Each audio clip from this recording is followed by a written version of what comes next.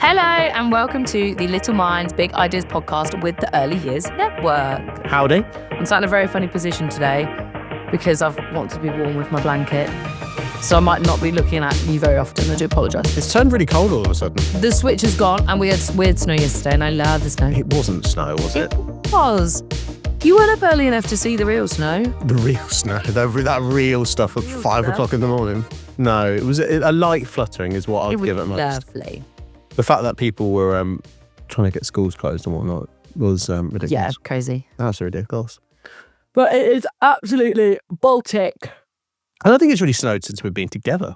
We've been together for like 4 or 5 years now. Yeah, I've never seen. It hasn't snowed since COVID at least. No, I'd say COVID stopped the snow. Maybe. That's what I heard. What wacky Conspiracies can we come up with here? China have like altered the weathering system which created COVID. Well, it is absolutely freezing. I feel like all of us, apparently it's going to get a bit warmer next week though, back up to like 8 degrees. Wet and 12 degrees is what I heard on the weekend. Yeah. So that'll be great. I love that. I was looking forward to that. So to look forward to. I prefer the frost. I prefer the chilled frost than True, but my hands wet. get so cold. Yeah, but that's better than it being wet. No one likes to be wet. No. Because if you're cold, you can come in and warm up. Whereas if you're wet, You have to dry off. like, yeah, but it's just grim in it. Yeah, the rest of the day. No one likes that. But yeah, it is absolutely freezing. But it's my favourite time of year, so I'm happy. Is it? Winter, yeah. Not spring. No. I think my favourite times of the year are the changing seasons, not so much the seasons themselves. Does that make sense? Do you like the week where it like differs? No, I like coming into winter, but I don't like winter. Like I like the build up to because technically winter's from like the 21st of December, something like that. Isn't Yeah, it? it's December, January and February are winter months, but it is freezing now. It's come early, I feel like this year. Whereas I hate January, February, and March. Yeah, you do. Hate it. And ironically, we're both born in those months, but Yeah. I just hate it. And then I'm not a massive fan of like, towards the end of summer where it's just hot. No, English. Oh yeah, so it's not. It's just wet. This year we've had such a wet summer. No, but you still have those, those muggy, close days where everything's just warm. It's just like, bleh. And you're just like, wherever you go in your house, you're just a bit swayed. It's just a bit grim. Because we don't have like nice Do you remember sunshine. that day in here? Just We close. filmed one day and we were sweating. Like I'm pretty sure in the clip you can see I went to restart the camera like sweat. 4 times. Yeah, the camera got too hot. And then the next day it was freezing. You had a blanket. The next podcast, you're like, Yeah. in a jumper. Ridiculous. Welcome to England. I've got a new jumper on today and it's very warm. It's very cozy. I love it. Today, we're going to be talking about staff motivation. I kind of talked about what we did to show staff appreciation at the weekend in Diary of an Early Years Educator on Monday. It's a good night. It was a great night. Ben had a lovely time. It was fun. I enjoyed myself. He had a few too many glasses of bubbles. No, many. I had the right amount. Thing is, we're not big drinkers. So when either of us have like more than like 2 glasses of something, And then- like, whoa, she's pissed. And there's champagne flutes we were putting Prosecco in. We're tiny. But tiny, didn't hold them out. So you could I've had 6 glasses of Prosecco, which in reality is probably like a large glass. Yeah, so you were fine. So I talked about that on Monday. So if you've not listened to that, go ahead and listen to that after you finish listening to this. And we're going to just talk about Have you announced motivation in officially general. you've gone down to 1 day a week? No, Do you want to do that? we can do. I wasn't going to. Just a little. Because you're now only going to be coming out every Monday, aren't you? Yeah, so got 2 Diary of an Early Years an Educator is going to be coming out just on a Monday and Little Minds will be on a Wednesday. I will be completely honest. This isn't all we do. So that's why sometimes uploads are at different times. Well, And these last 2 months have been busy times. absolutely crazy. And I do apologise that we're not probably as clean and as polished with our timings as we used to be. But this isn't all we do. And we love doing the podcast, but sometimes it's not always It's the same with the possible network for us as well, to some do. training stuff. Yeah. There's tons planned. You're back on it on Friday. Yeah, finishing your so training Friday stuff, aren't you? will be my days now back with everything. It's just this time of year for us in the nurseries and the business in general is just really busy. It's September, October, and November seem to. It's ironic, isn't it? Because you lose children in September, And then it gets busier but it actually gets busier. because all the babies come in. Yeah, You need more staff for it's the babies. well, isn't there? Yeah. And I think because it changes, doesn't it? The Not structure even of the just business. that. It's I think this time of year there's just so much going on, and we've added Illnesses as another well. event in, and what Illnesses as well. illnesses? Yeah, we've both been really poorly. I think it's just it's been a really really busy month or so.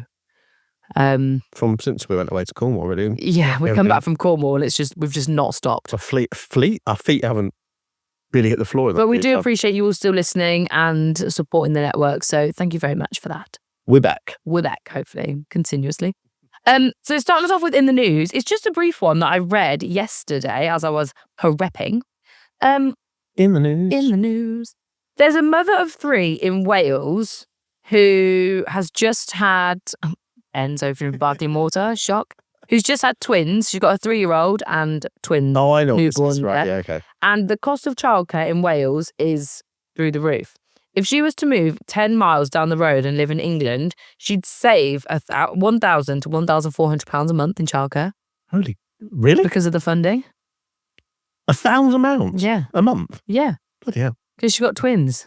Oh, she's got twins. Right, sorry, I've glossed over that bit. There was a line in it that said, the mum's called Emily, so Emily's cost of childcare was however much, and now with the twins, she's expecting that to double. Well, obviously.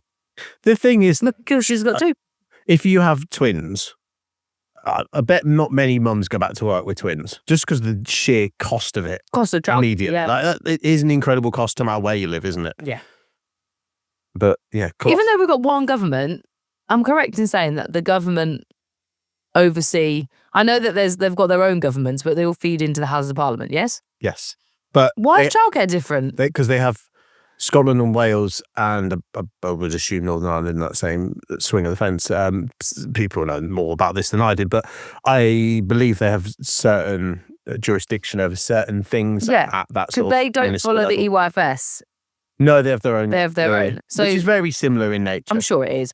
But the funding But they do is certain different. things, like they changed the ratios in Scotland before they do. There is slight alterations to how they operate. But they do have to draw the line somewhere. If you live on a border, any border across the world, technically if you drive a few miles, things will be significantly But different. that's mad, isn't it?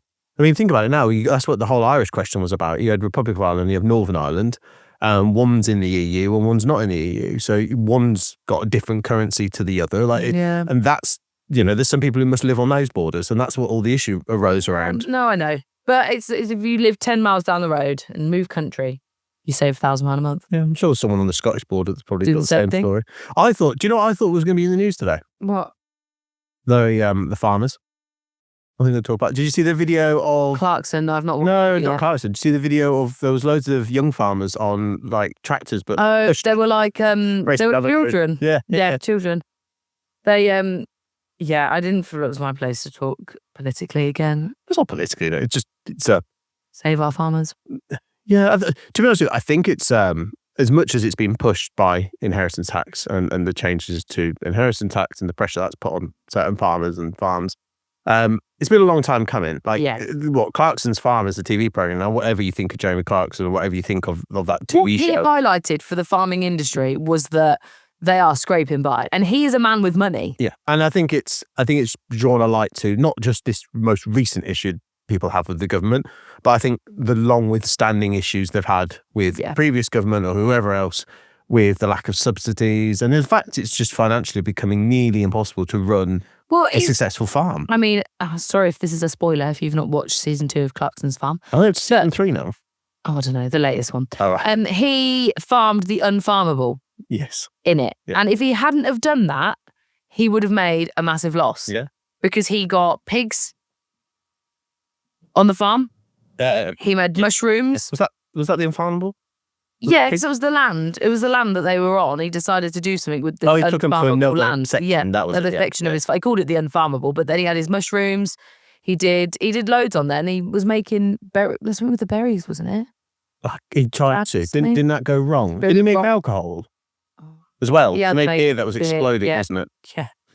But if he hadn't have done that, what Caleb did on the actual just farmable land that they usually do, what Caleb did paid off because he did make a profit in the end, but only just, I want to say. Yeah, they work well together because I'm sure. I love that program. I'm sure Caleb is more switched on to the whole cost of it than he actually gives over on the show. Yeah. But by him playing a bit dumb, it helps take the viewer through it. You're sitting there going, holy shit, this combine harvester cost them $500,000. Yeah.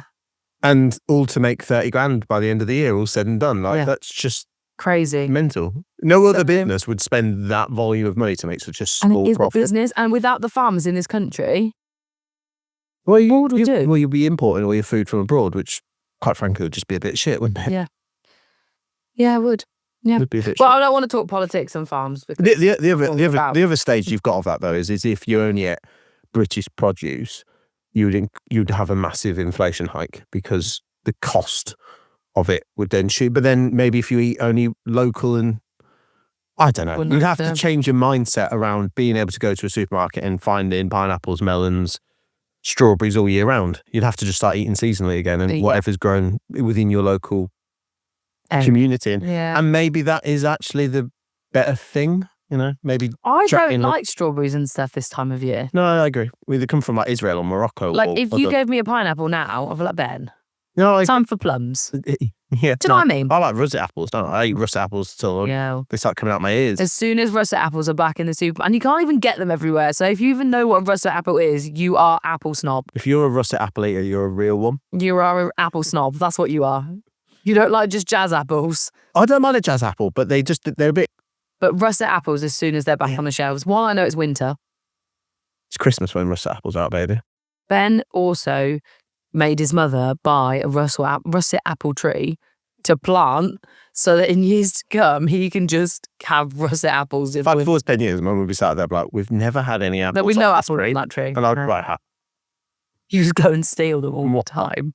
So yeah, good fun. Anyway. That was farmers. Farming segment. Maybe we can have a farming segment on this podcast from now on. I have to say, I do like getting food from our local butchers. Yeah. I find it much better. You probably find out they bring the meat in from like Thailand or something. No, sadly, I've seen them all turn up. Oh yeah, it's got an abattoir at the back, hasn't it? Yeah.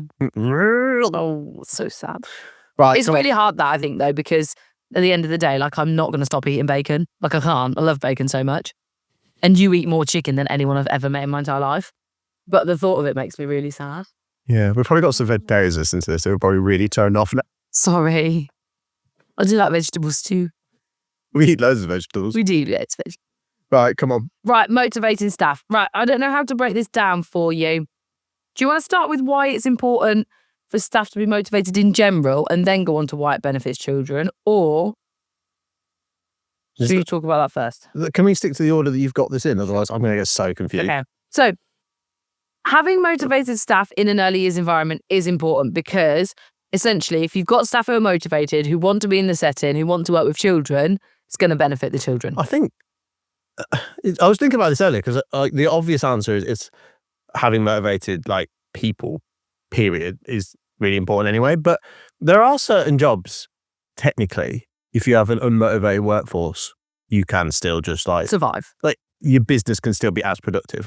If you're doing a really mundane, stacking shelves, or if you're working on an Amazon factory, you'd be as miserable as sin.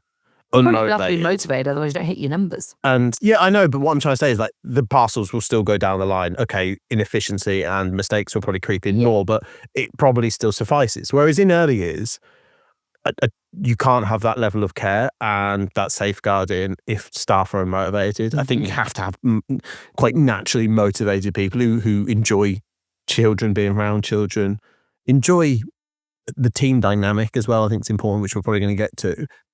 But I think it's really important for early years. So when I was thinking about it earlier, I don't think it's as easy as just saying, well, everybody in work. You always want a motivated team. Obviously you do, but I think in certain roles, in certain industries, it's probably even more prevalent. Yeah. I think because the outcomes for children are different when the staff are motivated and want to be there.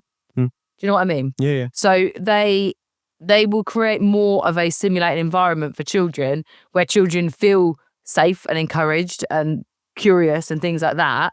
So that makes a difference. Whereas if you've got a staff member who's not motivated, they're not going to set up an inspiring environment and the children's outcomes are not going to be as good. And children learn, as I was socially, and through engagement and through interaction and through interaction with humans. So if you're unmotivated, that level of interaction, that quality of they're not going to be very engaged with the children. No. We've also got that motivated staff are less likely to leave. Yeah, okay. Essentially. So the consistency for children is better. There's reliability on your staff. Your turnover won't be as high.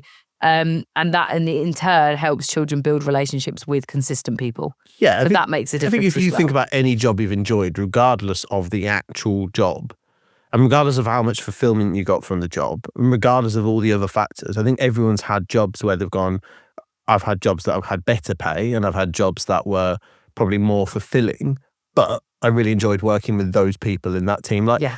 I often think when you talk to people as well, a lot of people's like favouriteest jobs and a lot of moments in time they enjoy were around their first jobs or jobs they did when they were younger and there was less responsibility to earn. And often in your little, I remember when I was younger and I was at university, I worked in Marks and Spencer's.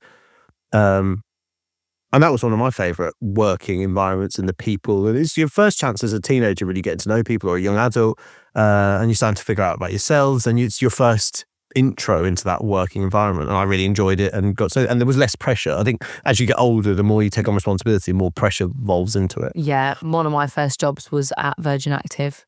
That's where I met Rachel. Yeah, you always talk about it at that time.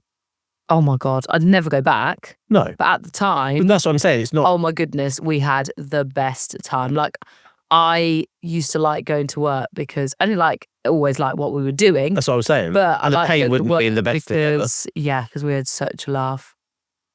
But it's the team dynamic, and you're motivated by the people around you, enjoying what you're doing. Yeah, it was good times. So that's another one. Like we said, team collaboration. When the team works effectively together, best practices happen, less mistakes happen, and again, the children benefit from it can go too much another way though. Too pally. And suddenly, actually, too much motivation in terms of a social element. Suddenly, then you kind of go over a cliff, and then it starts going down, and you have different problems, but problems surface. So they may not be unmotivated, but they're actually too motivated from a social perspective. And actually, instead of engaging with the children and doing bits and pieces they should be doing and benefiting the children, we're talking about how just chatting to each other. Sexy Stephen looked on Love Island last night. No, but they shouldn't be talking about that in front of the children. You should not be talking about Sexy Steve. No, they should not. Or Coronation Street and what happened in Dev's corner shop. Okay. Does Dev still own a corner shop? I've got no idea. I've never watched. Does that EastEnders of Corrie? I don't know. Let us know. Child. Do you not know who Dev is? No? Okay. No. Someone will. I'm sure. Yeah, that's true. But in terms of, I want to keep it positive. So. Oh, right. We can't. Okay. No. Sorry. No two flip sides of a coin. I didn't get the... Two flip sides of a coin is a no. I didn't get the MO. Oh.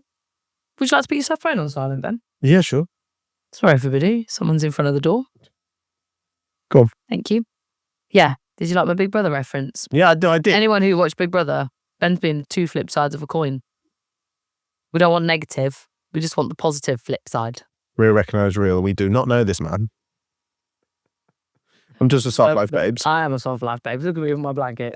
Okay, right. I've gone off on a track. Yeah. No, so I understand what you're saying, that actually it could go it could go the other way if they're too motivated by their social life. When you worked at Virgin, I was 100% too motivated by my social life. Yeah. I'd walk in at 9 o'clock and Rachel would be like, are we going out tonight? I'd be like, yeah, cool. You probably enjoyed the team dynamic a little bit too much. Too much, yeah. So your manager probably had you down as a pain in the ass, but you're motivated. I was always there. Yeah, exactly. I did the birthday parties. I had a good time. Yeah, but in terms of why it's good for children if they've got motivated staff who want to work with them and be important in their lives, the learning environment will thrive because people want the best outcomes for children. Yeah. And then I like this one. It's that the relationships with families are stronger when the staff want to be there, because the staff want to make the effort to get to know them and build those relationships and just be part of their journey at nursery. Whereas if you've got staff members that aren't motivated and don't want to be there, they couldn't care less about knowing about your weekend. I think you've hit it on the head. I think by being motivated by the development of children and the actual genuine progress of the child, you're always going to get the best development because you've got them at the front of your thought and your process. And that's what we always talk about when it comes to anything from planning to observations. The children need to be at that focus in the forefront. If you start doing observations for the sake of doing observations with no other long-term benefit purpose, then it's a waste of time. No, I agree. But if the actual development of the child is at that point and you use it as a tool, I'm just talking about observations there, but you can talk about it for anything. Yeah, that's the key. And I think yes, if you are an individual who's motivated by a child completing certain things or developing in certain ways, practice is always going to be at its highest. Yeah, I agree. So yeah, and then also they commit more to wanting to learn themselves and develop themselves further, and it contributes to a positive culture in the workplace. There's nothing worse than nobody wanting to be there. The vibe in the building is just off and terrible. Yeah. So yeah, I think being motivated naturally comes with self-development as a whole. 100%, because they want to be learning and doing more to fulfill their job. I think it's hard though, because I know I'll hold off because we're going to talk about how people get motivated. We're gonna jump into that now. So, and I do think there's an intrinsic element to it. I think some people are just motivated 100%. more than others. Yeah, some people want to do it. There's other people that need to be motivated a lot. So one way that you can motivate staff. Now we all have different views on how to motivate staff. And one thing I think that I've really worked on in the last 18 months or so is how we show appreciation to our staff. And we always go back and forth on it. But I think because I was in a setting for so long, day to day, where you felt you had no appreciation, sometimes it's nice. The little things do matter. So the first one we've got is recognition and appreciation. So it's how you can show that you are appreciative of your staff. And everyone has differing views on how you can do that. But I personally think that acknowledging what somebody's done is good is a fantastic way to show appreciation. Yeah. Saying thank you and appreciating what somebody has done goes a long way. Creating a culture of little thank yous, I often think overweighs big thank yous. Yeah, I agree. If it's systemic and it's part of the culture and people are just thankful and supportive, that will always outweigh anything anybody else can do in terms of massive, we've not said thank you for 6 months, but here's a bouquet of flowers. It's the little things that really make it. I agree. Some people say you mark birthdays, anniversaries, professional achievements and things like that. Now, that's always a really tricky one because it can end up costing businesses a lot of money. And the difficulty with things like that is often it's consistency. You might start out to do something like that and the first 6-7 months you do a really good job of it. But by the time you've done it a year and a half, it's sort of fizzled out a little bit and it just becomes a bit of a waste of time. And often things like that can become unmotivational. Exactly. It's I don't know if you've got this down or if this is going to be talked about a little bit. I keep bringing the tone down a little bit here, but it's like employee of the month. Employee of the month. I don't agree with employees. It's probably one of the worst concepts. Yeah. That's mostly out there because it's just you end up giving it to the person that's never got it. Yeah, exactly. It's unmotivating for most people unless you're doing it in a way that actually you're just going around and just picking someone every month who hasn't ever had it before, and it's just it's a symbol of nothingness, really. And then people just vote for their mates. Yeah, and then if you open it up to a vote, it becomes. And if an early years perspective, if you open it up to parents or try to do anything like that, it's just whoever has the most key children probably is going to win it. It's a difficult one, is something like that, and I think it's something that is probably, unless you're in a company or something where there's an even playing field of sales targets and things like that. Targets, you know what you work. If there's KPIs that are hittable and things like that, then yeah. We did an award ceremony at our event, but that was over the course of a year, and that was recognising individuals over the course of the year. And when you open it up to 80 people could potentially win it, it becomes easier because you can say, oh, well, that person was really, really good, but that person, and we're just going to give it to that person. And there's 70 people have missed out, so it's less offensive than if 3 or 4 people miss out every month. I agree, and that's kind of, you've thrown me. I know, I would do. That's okay. But that's kind of like celebrating milestones as well. Yeah. Because I think that is important to celebrate the people that hit milestones with you. One that I always think is a benefit and a motivation, but a lot of people in early years don't, is that professional development, giving people the opportunity to develop, because people see it as a chore. Yeah. So it's not always one that I think works in early years. It's vital for some people. Yeah. And for some people, they say it's really important to them, but it's not. You do get that. And across the board, this is not just early years, you get across the board, people want, I want to be developed, I want to be pushed further, and then you offer them opportunities to be developed. And they're like, oh, I've got things to do. And they're like, oh, actually, I know I said that, but what I meant was I just wanted to earn more money. And do very little more. Yeah. Exactly. But you dress it up as actually, I want more. Yeah, but then things like incentives, I think, are difficult in early years. Because where do your bonuses come from? Do you know what I mean? Yeah. I saw a post on Facebook actually, and it was one that actually finally the comments made a little bit more sense. And it was something like, I think it was about bonus. Oh, I'm never going to find it again on the page. I can't remember what it was. It was about another holiday day or somebody having a bonus for something. And the comments were like, where do you expect the manager to get that from? Like, where do you expect them to find that cash? Yeah. So that was quite interesting. But things like... So how do you structure it in early years, I suppose, as well? Consistent pay rises. Oh, that was it. It was about a pay rise.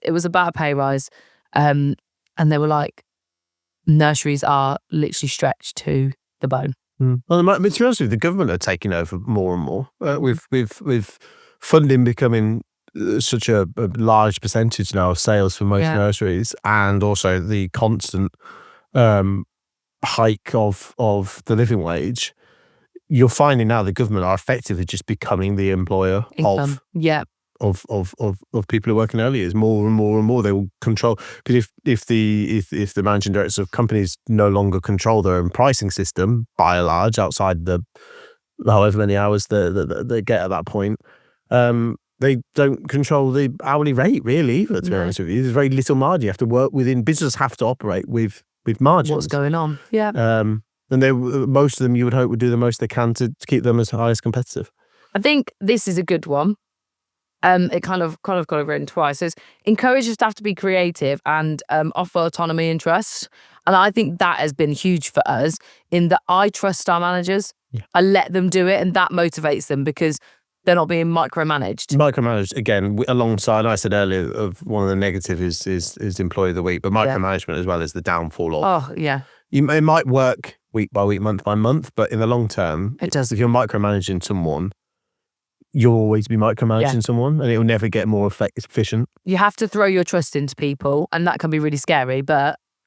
But by doing that, though, you will realise if they are capable or not capable of it. There's no harm in that. No, exactly. Otherwise, you'll always have somebody in a job role that want it, and if they're not capable of doing it and they're being micromanaged, they will just become more and more unmotivated. They'll become more and more disillusioned within their role, and they just ultimately not enjoy what they're doing. No, exactly. There's nothing worse than being in a job role that, one, you don't have the ability to, or even worse, you don't have the personality and the skill sets for it. You know, people suit different things in different ways in different job roles. And I think the older you get, the more you come to realise that. And people can develop and change and improve in things, but equally you are what you are to a certain degree. If you're an outgoing person and you're vibrant, you walk into the room and you're one of the loudest in there, and that is your personality. Yeah, you can learn to tone it back and do things. And the same as if you're quite reserved and shy, you can learn to become more confident and do, but in general, yes, you sort of are what you are to a degree, I think. I agree.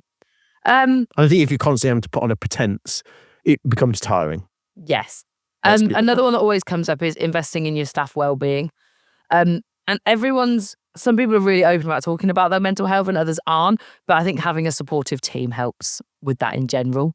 Yeah, again, there's one of all of these, there's a fine line, isn't there? Yes. Of how much you share, and then it escalates into become slightly too personal, and then that's sometimes where team dynamics and issues can. Yeah, because she gets something and I don't, and blah blah. Yeah, or someone told me something, then I went and told her, but I told her in confidence, and it all just becomes a bit messy. And it's when sometimes the fabrics of friendship and personal life can then pull down professional relationships. So Ben, what is the best way you find to motivate staff? I think, as we were talking in the conversation earlier, I think it is the little things that make a huge difference. It's that constant day in, day out consistency of appreciation and reaffirming the job people are doing. And I think what comes with that and that culture then you want to try and create is also giving people scope. One, for responsibility, and like we said earlier, not micromanaging people, giving them the opportunities. And what comes with that is giving people the opportunity to make mistakes and to fail along the way. Because we all do. We all make mistakes. We all fail in some way, shape or form, but it's how you learn from that. And it's not a case of accepting failure forever and always, and then at that point, like we said earlier, it becomes a a situation where you do have to evaluate whether the person is the right person for the job. Yeah.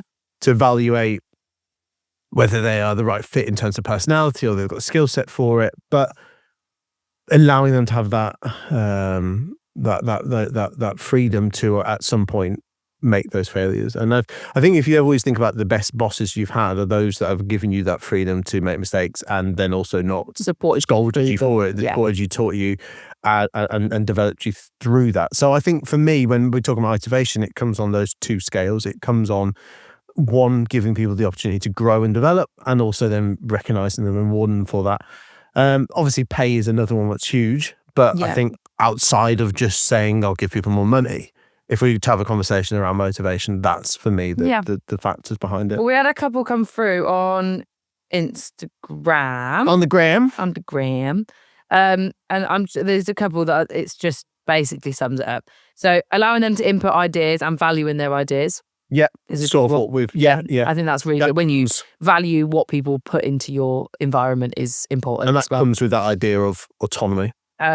Having meals together and bonding as a team motivates people. Yeah. Again, fine line there. Yeah. Treats in the staff room. Has always one. Always picks people up though. Yeah. A little not too many card and a treat. Not too many treats though, because you don't want to become big chunky workforce. And positive comments. Yeah. So they were the ones that came through, and I think it kind of sums up what we have said as well. Yeah, I think that is the thing. You want to create that culture of people who, and it also comes down to good recruitment. Yeah, because finding people who want to work with children day in, day out is important, and not just happy to work with children, but are motivated by it and enjoy it. I agree, because it takes that special type of individual for it to work, and you get that because if you're not someone who necessarily enjoys being around children, interacting with children, then you're never going to have that motivated team. No, I agree. And that's a big thing. Then once you find those gems, it's about keeping them. And then that's when all these other things we talked about nurturing. And some people don't want more. Some people don't want responsibility. Some people just enjoy coming, working and developing the children. And that's that. Yeah.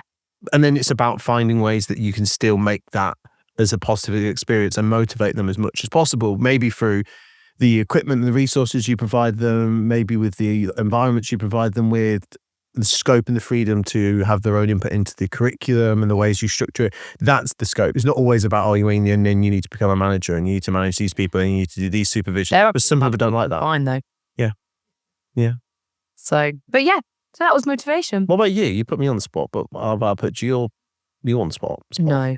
I don't want to. That's a good podcast. I don't want to say my 2 pence. No, go on. Put your 2 pence in the ring. I think showing people appreciation of the little things is really important. Right, well, that's copying me. No, I do. But I'm in agreement that the treats every now and then do make a difference. What, sweet treats? Sweet treats every now and then do make a difference. And the little positive pick-me-ups, something that one of our nurseries asked if we could start doing was the breakfast. And I think it does, things like that do work. So, yeah, things like that I think are important to show your appreciation every now and then. What about a big award ceremony? I did an entire podcast talking about that. No. So I agree with that. Yeah, that was good. Imagine if you didn't agree with that. That'd be awkward. But go listen to that because I literally spent 20 minutes talking about Saturday. Monday's episode. Yeah. What are we talking about next Monday? Well, what are you talking about next Monday? I've got no idea. Don't know. It depends on the week. It depends what happens this week.